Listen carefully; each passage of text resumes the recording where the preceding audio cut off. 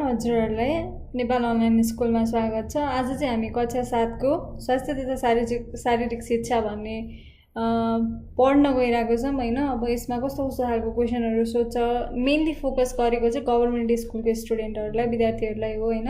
हामी चाहिँ हजुरहरूलाई के मात्रामा हेल्प हुन्छ भन्ने सोचले हजुरहरू जस्तै विद्यार्थी हो के कन्ट्रिब्युट गर्दैछौँ, आफूले नजानेको आफूलाई अप्ठ्यारो पर्दाखेरिको क्वेशन्सहरू चाहिँ हामी के गर्छौँ सल्भ गरेर हजुरहरूलाई सिकाउने कोसिस गर्छौँ है। अब यसमा कस्तो कस्तो खालको टपिकहरू छ भन्ने कुराहरू चाहिँ हामी यहाँ हेर्दै जाऊँ है त, ठिक छ।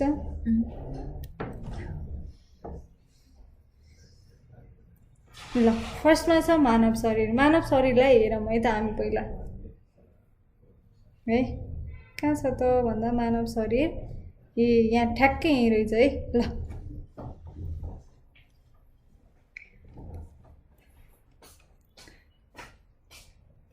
मानव शरीर, मानिसहरू चाहिँ अन्य प्राणीको तुलनामा चाहिँ एकदम विकसित मानिन्छन् हैन त। अनि हाम्रो मानव शरीर चाहिँ कसरी बनेको छ त भन्ने कुरा भाइ बहिनीहरूलाई जिज्ञासा लागिरहेको होला हैन। हाम्रो मानव शरीर चाहिँ विभिन्न असङ्ख्य कोषहरू मिलेर चाहिँ बनेको हुन्छ। कोषहरूका कारण मानिसहरूको शरीरमा आफै मर्मत हुने र नयाँ कोषहरू निर्माण हुने क्रम निरन्तर पाइरहेको हुन्छ। कोषहरूको समूह मिलेर तन्तु बनेका हुन्छन्। तन्तुहरूले शरीरमा खास किसिमका कार्यहरू गर्न मद्दत पुर्याउँछन्। तन्तुहरूको समूहबाट विभिन्न किसिमका अङ्गहरूको निर्माण हुन्छ। त्यसै गरी अङ्गहरूको समूह मिलेर प्रणाली बन्छ। विभिन्न किसिमका प्रणालीहरू मिलेर नै हाम्रो शरीर बन्छ। यसै गरी हामी यस पाठमा हाम्रा केही प्रणालीका कार्यबारे हामी चर्चा गर्न गइरहेका छौँ। यसै गरी हामी अस्थिपञ्जर प्रणाली भनेको के हो त, कसरी बनेको छ भनेर हामी यसको बारेमा चाहिँ पढ्न गइरहेका छौँ। अस्थिपञ्जर प्रणाली हाडहरू मिलेर बनेको हुन्छ। अस्थिपञ्जर प्रणालीले हाम्रो शरीरलाई ढाँचा प्रदान गर्नुका साथै शरीरको भार थाम्ने र आन्तरिक अङ्गहरूलाई रक्षा गर्ने काम गर्दछ। क्याल्सियम भएका कारणले हाडमा चोटपटक लागेमा तुरुन्तै पहिलेको अवस्थामा ल्याउने काम चाहिँ गर्दछ। हाडहरूको बनावटका कारण जोर्नीहरूमा चाल उत्पन्न गरिदिन्छ।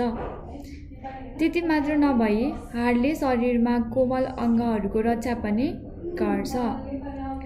हाडलाई बलियो बनाउन सन्तुलित भोजन सेवन गर्नुपर्छ। त्यसै गरी हामीले नियमित व्यायामहरू पनि गर्नुपर्दछ। अनि हाम्रो शरीरमा चाहिँ जम्मा 206 वटा हाडहरू रहेका छन्। हाडहरू चाहिँ विभिन्न प्रकारका हुन्छन्। लामा हाड, छोटा हाड, अनियमित हाड, चेप्टो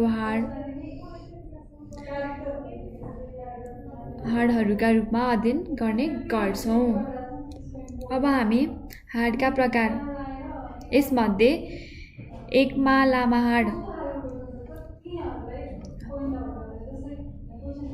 लामा हाड चाहिँ प्राय हाम्रो हात तथा खुट्टामा रहेका हुन्छन्।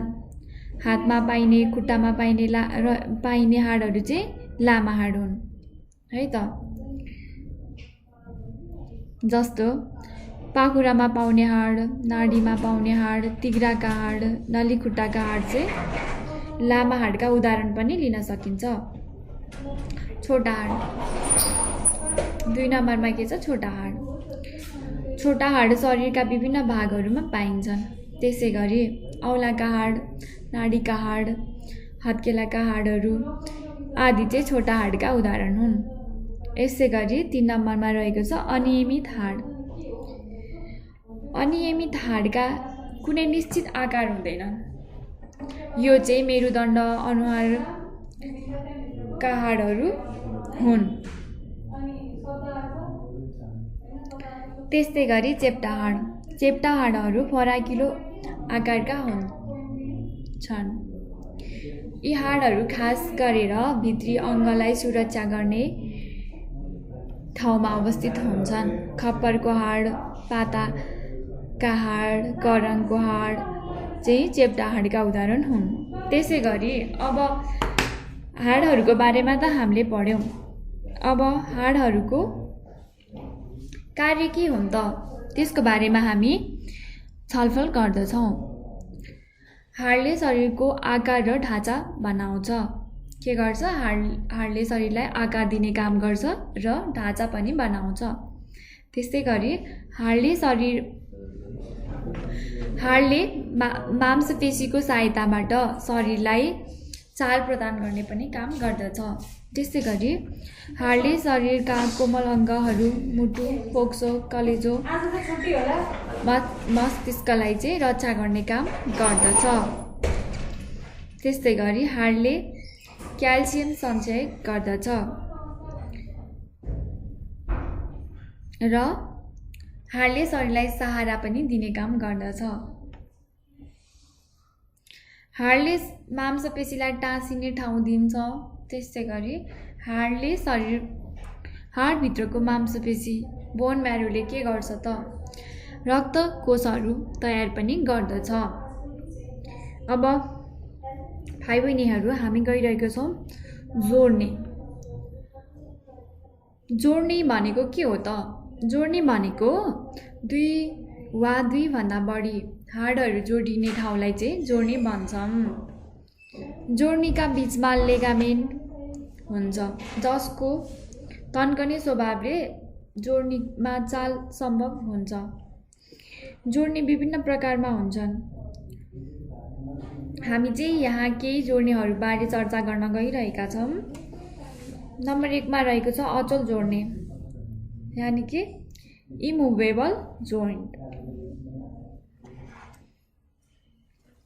अचल जोड्नी यस प्रकारका जोड्नीहरू चाहिँ अलिकति पनि चल्दैन, मुभ हुँदैन के। यस्तो जोड्नीहरूमा हाडहरूको बिचमा रबर जस्तो जोड्ने तन्तु हुन्छ जसलाई चाहिँ फाइब्रस कनेक्टिभ टिस्यु भनिन्छ, जसले हाडहरूलाई कसिने गरी जोडिएको हुन्छ। खप्परको जोड्नी अचल जोड्नीहरूको राम्रो उदाहरण हो। त्यसै गरी हामी दोस्रो जोड्नी अर्धचल जोड्नीमा गइरहेका छौँ। अर्धचल जोड्नी भनेको हल्का शीत वा थोरै मात्रामा चल्ने जोड्नीलाई अर्धचल जोड्नी भनिन्छ। यी जोड्नीहरूका बिचमा कुरकुरे हाडको तह हुन्छ जसले गर्दा हाडलाई हल्कासित चल्न सजिलो पार्दछ। हामी चाहिँ उदाहरणको रूपमा के लिन सक्छौँ? करङको छातीको जोड्नी, मेरुदण्डका टुक्राहरूको जोड्नी, नितम्बको जोड्नी चाहिँ अर्धचल जोड्नीका उदाहरणमा लिन सक्छौँ। अनि चल जोड्नी भनेको चाहिँ स्वतन्त्र रूपमा चल्ने जोड्नीलाई चल जोड्नी भनिन्छ। चल जोड्नी चाल अनुसार 5 प्रकारमा बाँडिएका छन्।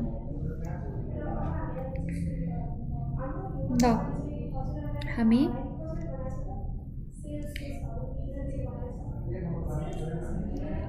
डल्लो र खोपुल्टो जोड्नी। यस प्रकारका जोड्नीहरूमा एउटा हाडको खोपिल्टामा अर्को हाडको डल्लो भाग अड्केको हुन्छ।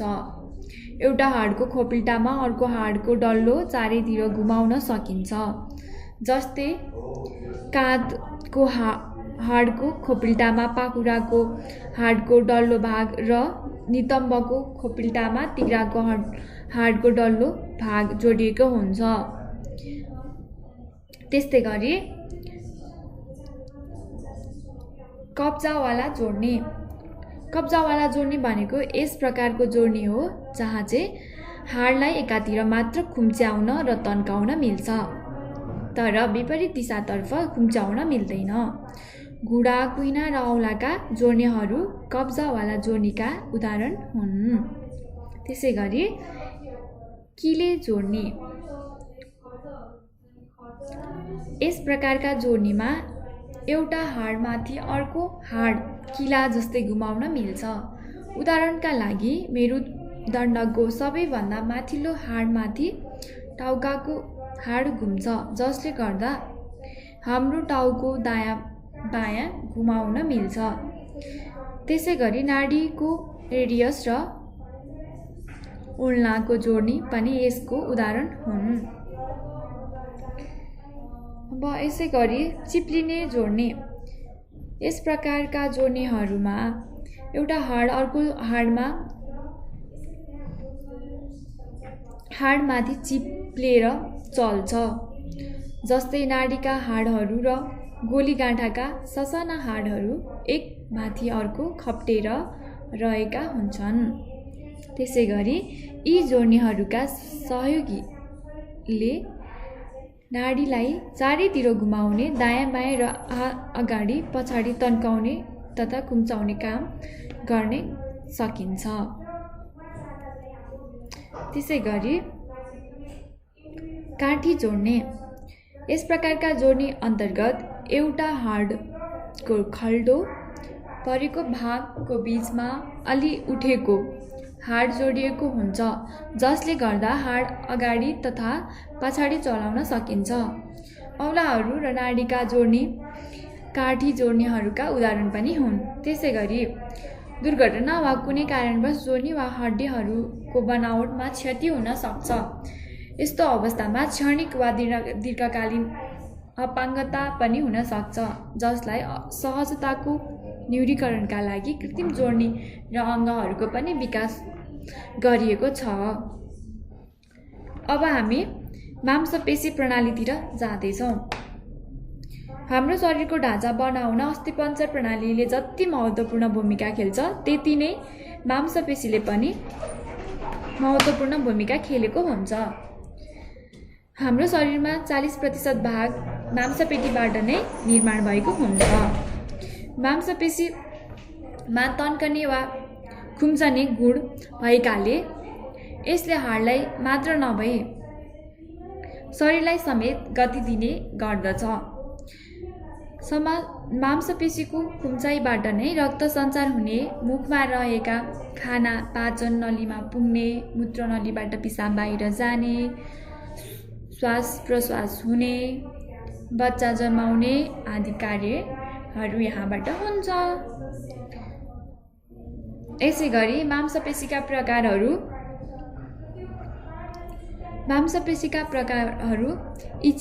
इच्छाधीन मांसपेशी, स्वाधीन मांसपेशी, मुटुका मांसपेशी।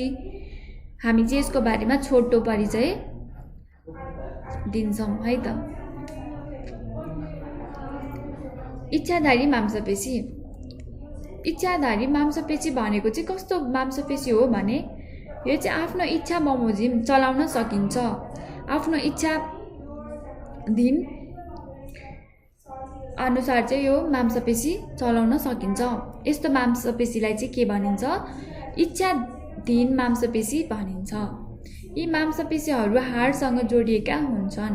यस्ता मांसपेशीहरूले चाहिँ शरीरका विभिन्न भागहरू जस्तै टाउको, घाँटी, छाती, पाखुरा, हात, ढाड, पेट आदि ठाउँहरूमा पाइन्छ। त्यस्तै गरी स्वाधीन मांसपेशी।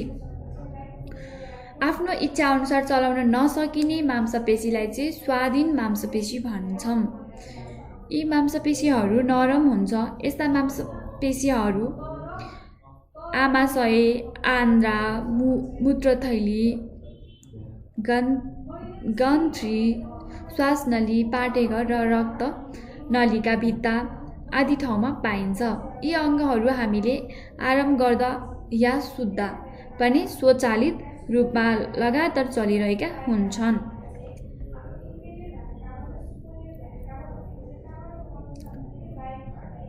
त्यसै गरी मुटुका मांसपेशी। यस प्रकारका मांसपेशी मुटुमा मात्र पाइन्छ। यसलाई पनि हाम्रो आफ्नो इच्छा अनुसार चलाउन सक्दैनौँ। मुटुका मांसपेशीहरू लगातार आफै स्वचालित रूपमा चलिरहेका हुन्छन्। अब हामी मांसपेशीका कार्यहरूबारे केही चर्चा गरौँ त। मांसपेशीले हाडमा टाँसी शरीरको ढाँचा राम्रो बनाइदिन्छ। मांसपेशीले हाडसँग मिलेर शरीरलाई चाल प्रदान गर्छ। मांसपेशीले श्वास प्रश्वास, रक्त सञ्चार तथा पाचन प्रणालीका विभिन्न प्रक्रियामा सहयोग पुर्याउँछ।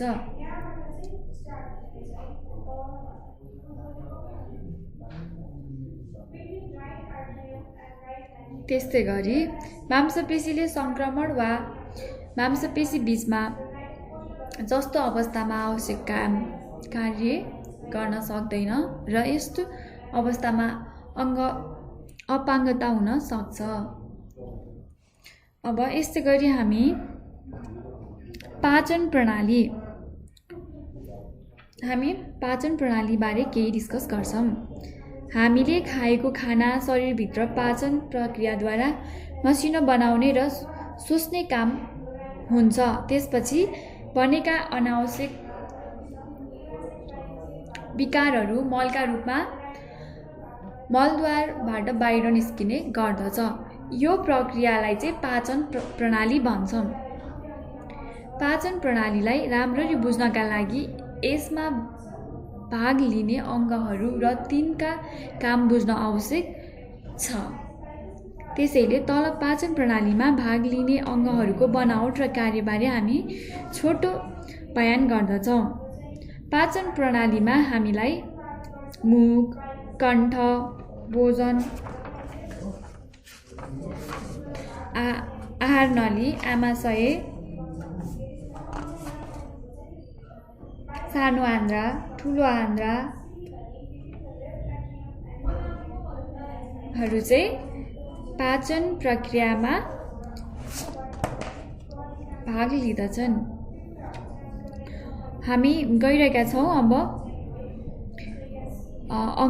पाचन प्रणालीमा भाग लिने अङ्ग मध्ये मुख पनि एक हो।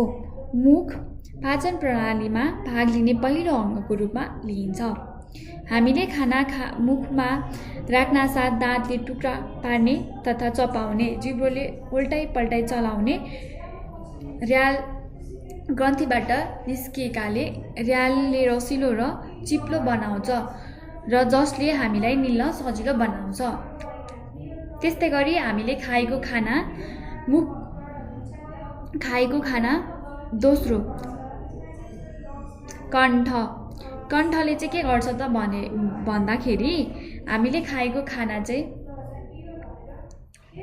चाहिँ निल्ने काम चाहिँ कण्ठले गर्दछ। कण्ठ मुख र नाकको पछाडि अवस्थित हुन्छ। यो अलि त्रिकोण आकारको हुन्छ।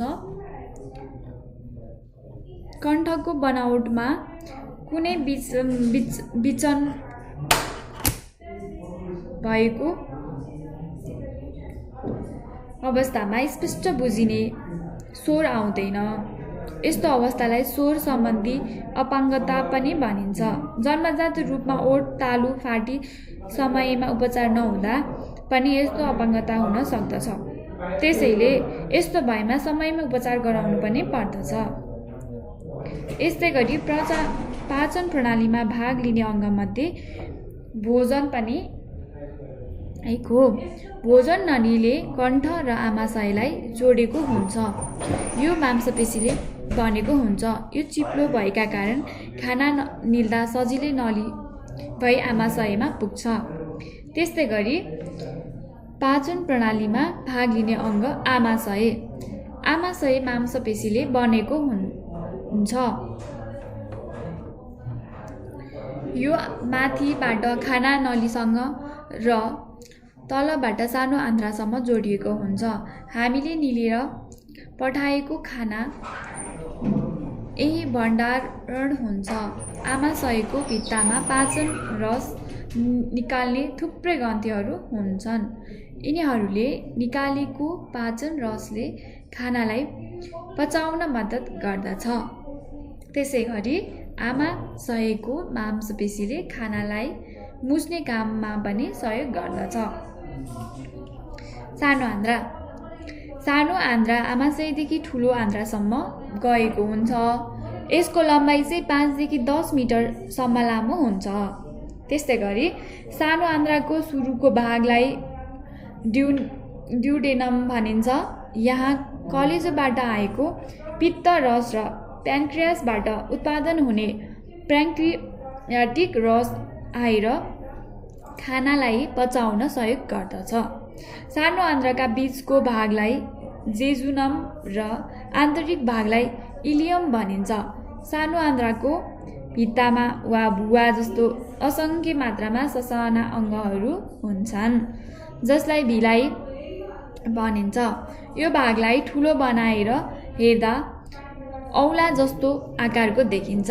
भिलाइलाई रक्त सञ्चार हुने भएकाले हामीले खाने खाद्य पदार्थको पौष्टिक तत्त्व यस मार्फत सोसेर रक्त सञ्चारको माध्यमबाट शरीरका विभिन्न भागहरूमा पुर्याउने काम चाहिँ गर्दछ। त्यस्तै गरी ठुलो आन्द्रा सानो आन्द्रादेखि मलद्वारसम्म गएको हुन्छ। यसको लम्बाइ चाहिँ करिब 1.5 मिटरसम्मको हुन्छ। सानो आन्द्रासँग जोडिएको भागलाई एसिडिन कोलन भनिन्छ। यो माथितिर गएको देखिन्छ।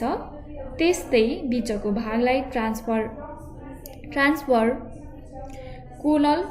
कोलन भनिन्छ, जसलाई चित्रमा कोर्यौँ भने तेर्सो गएको देखिन्छ।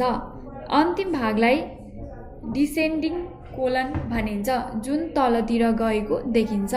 यो मलाशय भएर मलद्वारसम्म फैलिएको हुन्छ। यसले खानेकुराको पाचन नगरी सानो आन्द्राले सोच्ने बाँकी रहेका ग्लुकोज, पानी, रबर सोच्ने र अनावश्यक भएका कुराहरूलाई फ्याँक्नलाई मद्दत पुर्याउँदछ।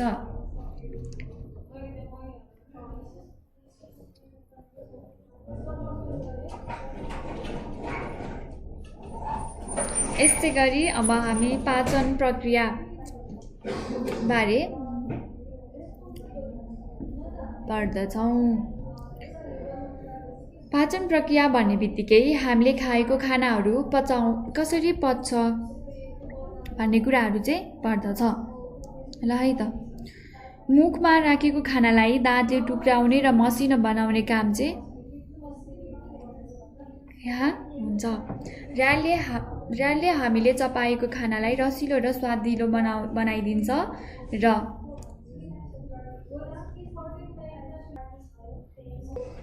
त्यसै गरी भाइ बहिनीहरू अब चाहिँ हामी पाचन प्रक्रियाबारे छलफल गर्दैछौँ।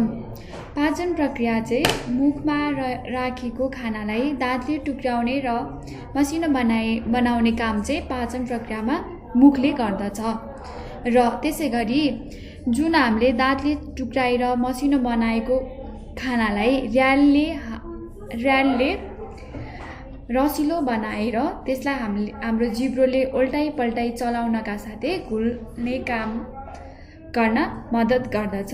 खाना चपाएर रसिलो र नरम बनेपछि हामी यसलाई निल्छौँ। निलेको खाना कण्ठ हुँदै खाना नली भई आमाशयसम्म पुग्छ। आमाशयमा ग्यास्ट्रिक रसले खानालाई थप छिलो बनाइदिन्छ र त्यसमा भएका हानिकारक सूक्ष्म जीवाणुलाई समेत नष्ट गरिदिन्छ। यसै गरी यसपछि सानो आन्द्राको ड्युडेनमा खाना जान्छ र त्यहाँ पित्त तथा प्यान्क्रियाटिक रसले खानालाई रासायनिक रूपमा मसिनो बनाउने काम चाहिँ गर्दछ। यसै गरी हामी यहाँ डायग्राम पनि हेर्न सक्छौँ। यहाँ चाहिँ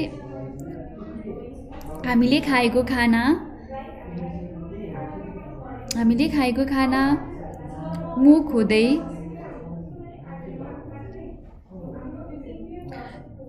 कण्ठ हुँदै हामीले यहाँ देख्न सक्छौँ है त। यसरी चाहिँ हाम्रो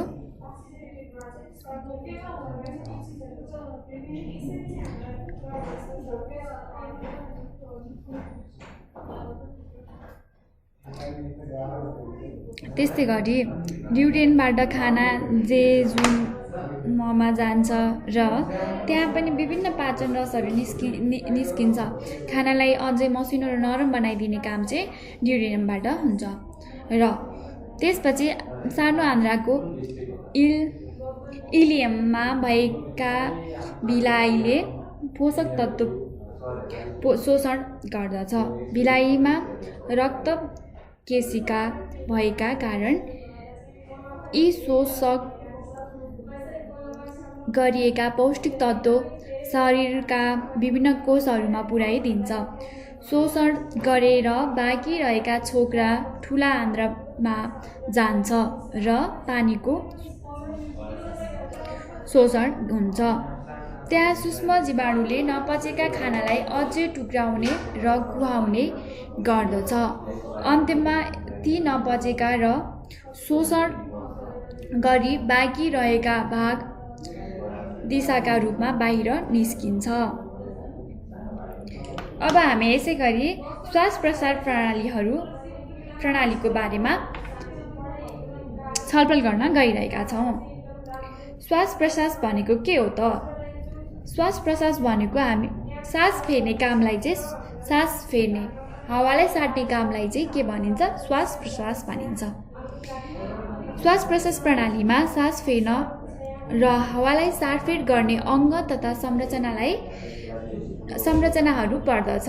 फोक्सोभित्र रगत र वातावरण बीच ग्यासको साटासाट गर्ने प्रक्रियालाई बाह्य श्वास प्रश्वास र तन्तु तथा रगत बीचमा ग्यास साटासाट गर्ने प्रक्रियालाई आन्तरिक श्वास प्रश्वास भनिन्छ। यसै गरी श्वास प्रश्वास प्रणाली राम्ररी बुझ्नका लागि यसमा भाग लिने अङ्गहरूको जानकारी हुनु अति आवश्यक पर्दछ। श्वास प्रश्वास प्रणालीमा भाग लिने अङ्गहरू चाहिँ निम्नलिखित वर्णन गरिएको छ। एकमा रहेको छ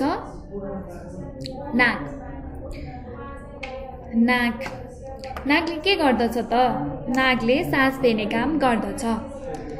यसले श्वास प्रश्वास प्रणालीमा बाहिरी भागका रूपमा काम गर्दछ। यसको प्रमुख काम भनेको चाहिँ हावालाई फोक्सोभित्र पठाउने र बाहिर फाल्ने हो।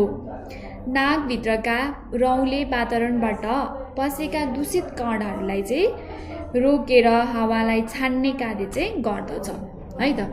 त्यसै गरी नाकले भित्र प्रवेश भएको हावालाई तातो र ओसिलो बनाउने काम पनि गर्दछ। अनि त्यसै गरी अर्को अङ्ग भनेको चाहिँ कण्ठ पनि नाक र घाँटीसँग बिचमा जोडिएको हुन्छ। कण्ठले चाहिँ श्वास प्रश्वास र पाचन नलीका लागिका रूपमा कार्य गर्दछ। कण्ठ बोलीका लागि महत्त्वपूर्ण हुन्छ। यसले हावालाई अझ न्यानो र ओसिलो पारी श्वास नलीमा पठाउन मद्दत गर्दछ। त्यस्तै गरी स्वरयन्त्र चाहिँ जिब्रोको अन्तिम भागदेखि श्वास नलीको सुरुको भागसम्म चाहिँ फैलिएको हुन्छ नि।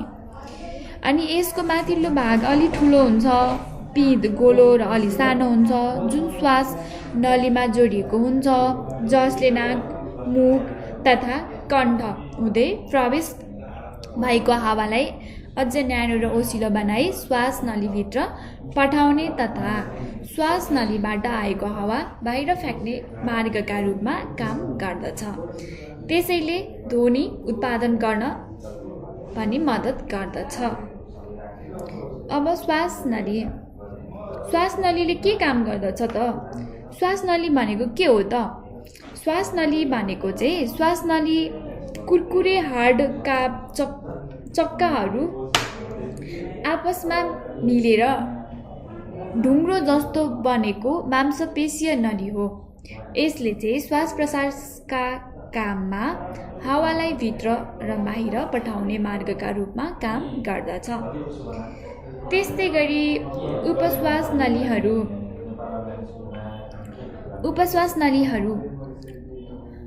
श्वास नली तल गएर दायाँ र बायाँ दुईवटा भागमा छुट्टिन्छन्, जसलाई उपश्वास नली भनिन्छ।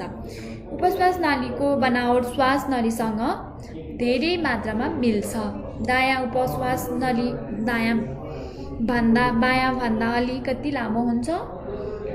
यी उपश्वास नलीहरू फोक्सोमा जोडी धेरै श्वास नलीहरूमा विभाजित हुन्छन्। उपश्वास नलीले श्वास नलीबाट आएको हावा श्वास नलीमा पठाउने र फोक्सोबाट आएको हावालाई श्वास नलीमा पठाउने काम चाहिँ गर्दछ। त्यस्तै गरी मसिना श्वास नलीहरू श्वास नली अझै मसिना हाँगामा विभाजित हुँदै अन्तमा हावाका थैलीमा जोडिने नलीको रूपमा परिणत हुन्छ, जसलाई मसिना श्वास नलीहरू भनिन्छ। हावाका थैलीहरूमा अक्सिजन र कार्बन डाइअक्साइड साटासाट गर्ने मसिना मार्गहरू हुन्छन्। साथै यिनीहरूका रक्त सिकाहरूको सञ्चालन पनि आफैले फैलिएको हुन्छ। यसमा रक्त नलीबाट आएको कार्बन डाइअक्साइडलाई श्वास नलीतिर पठाउने र बाहिरबाट श्वास नलीहरूमा प्रवेश भएका अक्सिजनयुक्त हावालाई रक्त नलीमा मिलाउने प्रक्रिया हुन्छ। त्यस्तै गरी अब फोक्सो शरीर छातीका करङभित्रको भित्तापट्टि रहेको नरम अङ्ग हो। दायाँ फोक्सो माथिको बिचको र तल्लो गरी 3 खण्डमा विभाजन भएको हुन्छ। त्यसै गरी बायाँ फोक्सो माथिल्लो र तल्लो गरी 2 खण्डमा विभाजन भएको हुन्छ। फोक्सोभित्र श्वास नलीहरू, हावाका थैली, धमनी, शिरा र रक्तकोशिकाहरू रहेका हुन्छन्। यसभित्र साना वायुका थैलीहरू रहेका हुन्छन्। श्वास प्रश्वास क्रिया हुँदा यिनै थैलीहरूमा हावाको आदान प्रदान हुन्छ।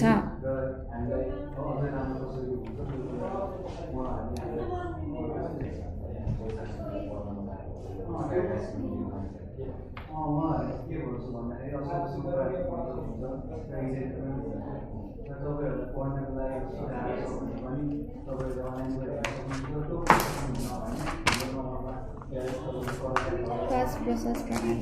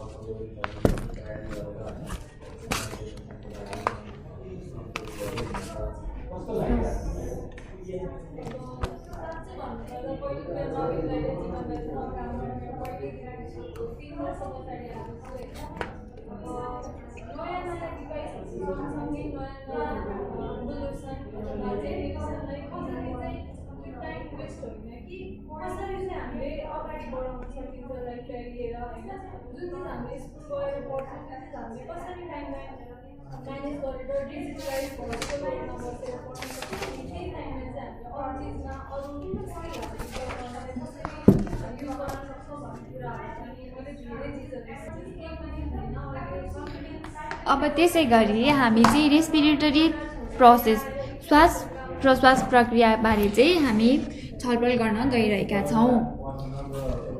श्वास लिँदा फोक्सो खुम्चिने, जसले गर्दा छातीको आयतन ठुलो हुन्छ। यसलाई श्वास लिनु भनिन्छ। छातीमा मांसपेशीहरू तथा डायफ्राम पहिलेकै अवस्थामा फर्किँदा छाती सानो हुन्छ र फोक्सोको हावा बाहिर निस्किन्छ, जसलाई सास फाल्नु भनिन्छ। सास लिनु र सास फाल्नु प्रक्रियालाई नै हामी के भन्दछौँ? श्वास प्रश्वास प्रक्रिया भन्दछौँ। एउटा वयस्क व्यक्ति आराम गरिरहेको अवस्थामा सामान्यतः कति पर मिनेट श्वास प्रश्वास गर्छ त? 18 देखि 20 पटकसम्म गर्दछ। ज्वरो आउँदा, कसरत गर्दा तथा संवेगात्मक उत्तेजना हुँदा श्वास प्रश्वासको दर चाहिँ सामान्य समयभन्दा अलि बढ्दछ। यसै गरी वायुमण्डलको अक्सिजन नाक, श्वासनली र उपश्वासनली हुँदै फोक्सोका वायु थैलीहरूमा पुग्छ। यी वायु थैलीहरूका रक्तकोशिकाहरू जाली जस्तै फैलिएर रहेका हुन्छन्। वायु थैलीमा जम्मा भएको अक्सिजन सो रक्तकोशिकाहरूमा जान्छ।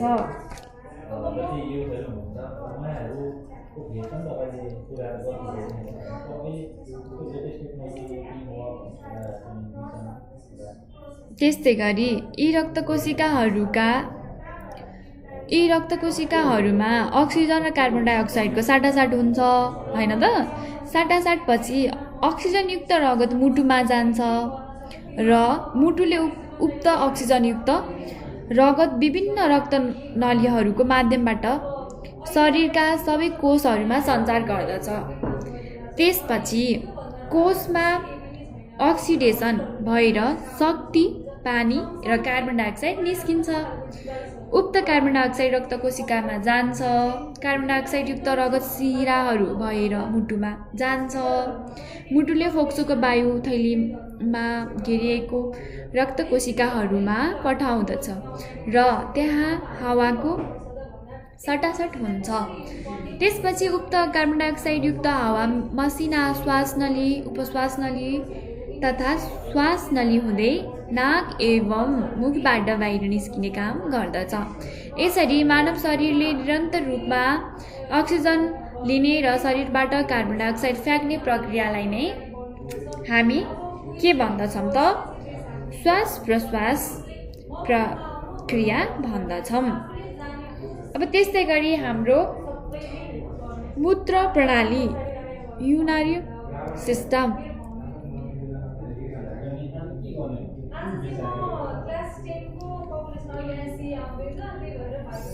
शरीरभित्र रहेका विभिन्न तरल तथा घुल्ने पदार्थका रूपमा रहेका काम नलाग्ने वस्तुलाई पिसाबका रूपमा शरीरबाट बाहिर फ्याँक्ने प्रणालीहरूलाई मूत्र प्रणाली भनिन्छ।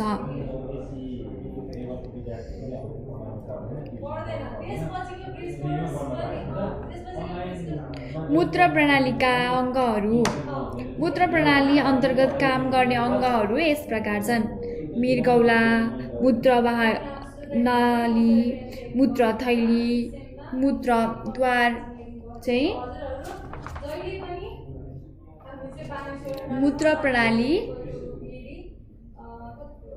प्रक्रियामा भाग लिने अङ्गहरू पर्दछन्।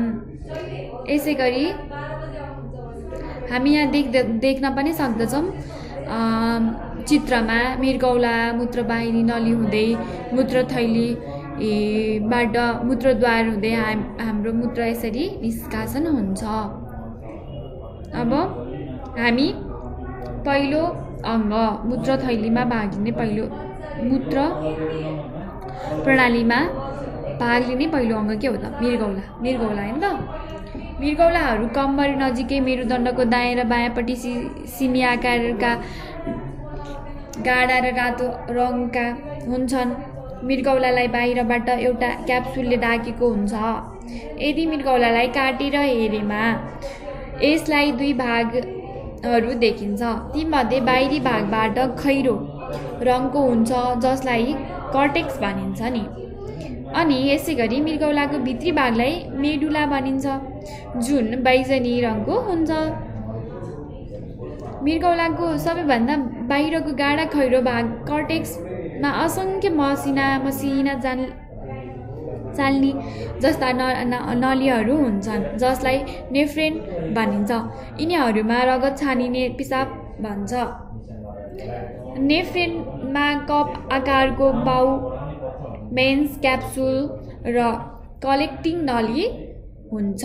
शरीरका लागि आवश्यक तत्त्वहरू जस्तै लवण, युरिया तथा अन्य बाँकी रहेका विकारयुक्त वस्तुहरू छानेर पिसाबका रूपमा मूत्रवाहक नली हुँदै मूत्राशयमा जम्मा हुन आउँछ।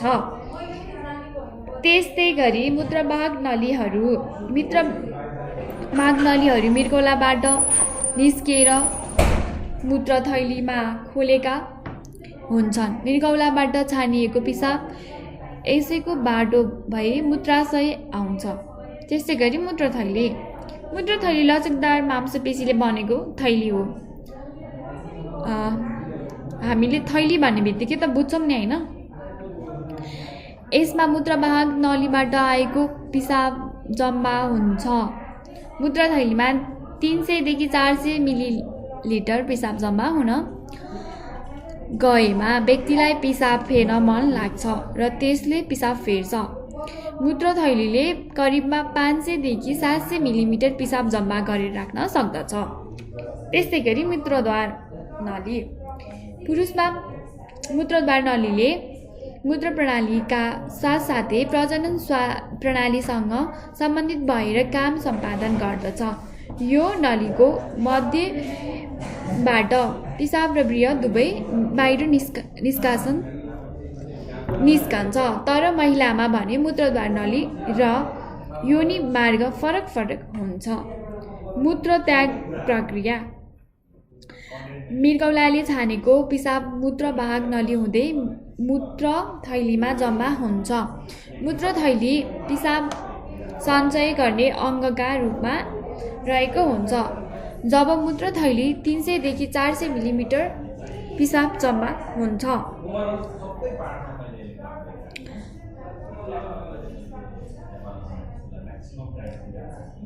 त्यसपछि मानिसलाई पिसाब फेर्न मन लाग्दछ, जुन कार्य स्वचालित स्नायु प्रणालीको मद्दतबाट पुरा हुन्छ।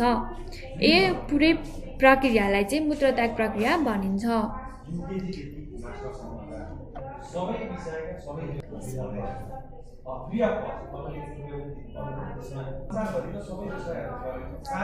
अब चाहिँ हामी पाठको अन्तिममा आइसकेका छौँ। सारम है त। अस्थिपञ्जर प्रणालीले शरीरलाई ढाँचा र चाल प्रदान गर्दछ। विभिन्न प्रकारका हाडहरू मिलेर मानव शरीर बनेको हुन्छ। त्यस्तै गरी मांसपेशी प्रणालीले हाम्रो शरीरलाई चाल प्रदान गर्नुका साथै शरीरमा हुने कार्यहरू जस्तै श्वास प्रश्वास, पाचन, रक्त सञ्चार आदिमा पनि सहयोग गर्दछ। पाचन प्रणाली अन्तर्गत हामीले खाएको खाना विभिन्न प्रक्रियाबाट पाचन भई पौष्टिक तत्त्व शोषण गरी बाँकी दिशाका रूपमा त्याग गर्ने कार्य गर्ने सम्मका क्रियाहरू आउँदछन्। त्यसै गरी श्वास प्रश्वास प्रणालीमा वायुमण्डलबाट लिएको अक्सिजन फोक्सोमा गई रक्तकेशीका मार्फत मुटुमा पुगी रगतसँगै शरीरका कोषहरूमा पुग्ने र कोषहरूमा भएका कार्बन डाइअक्साइडहरूलाई पूर्ण मुटुमा सञ्चय गरी फोक्सोमा पुर्याउने एवं श्वास प्रक्रियाद्वारा वायुमण्डलमा फाल्ने प्रक्रिया बारे अध्ययन गरिन्छ। मूत्र प्रणाली अन्तर्गत मृगौलामा मूत्र तयार भई मूत्राशयसम्म जम्मा हुने र पिसाबका रूपमा बाहिर फाल्ने प्रक्रियाका फाल्नेसम्मका प्रक्रियाहरू आउँदछन्।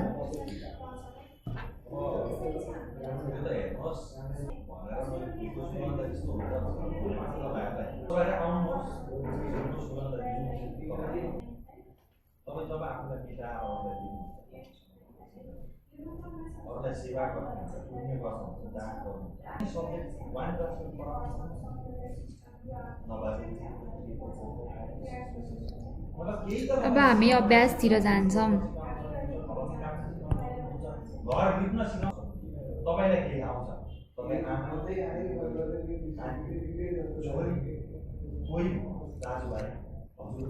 क खाली ठाउँमा मिल्ने शब्द भर।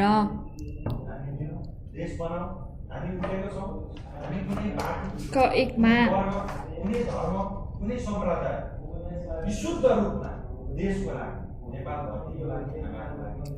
फोक्सो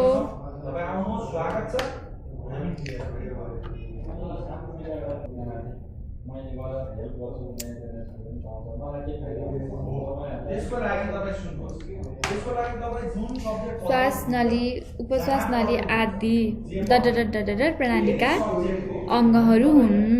कुन प्रणालीको अङ्ग हुन् त? कसरी दिन्छौँ, के गरेर दिन्छौँ, त्यो हाम्रो कुरा हो। तपाईँ आउनुहोस् मात्र, लिनौँ भने पोस्ट गरिदिनु होला पत्रिका, हामी तपाईँलाई दिनेछौँ।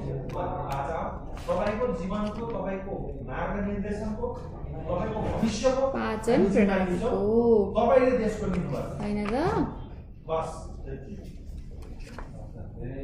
मूत्रथैलीले डडडडड जम्मा गर्ने काम गर्छ। के जम्मा गर्ने? मूत्र जम्मा गर्ने काम गर्दछ। त्यस्तै गरी 3 मा सानो आन्द्रामा भएका भुवा जस्ता ससाना अङ्गहरूलाई डडडड भनिन्छ।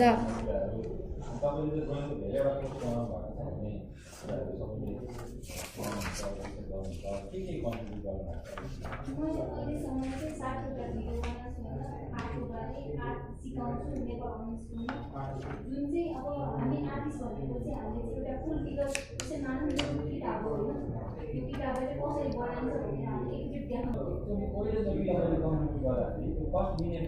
सानो आन्द्रामा भुवा भएका भुवा जस्ता सासाना अङ्गलाई के भनिन्छ?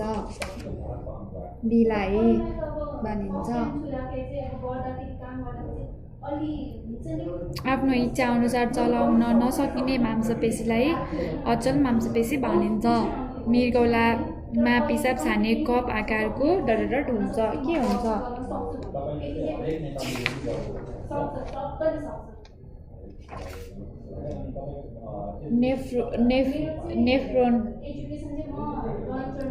नेफ्रोन आकारको नेफ्रोन। मेरो मेजर कोर्स भनेको चाहिँ पेन्टिङमा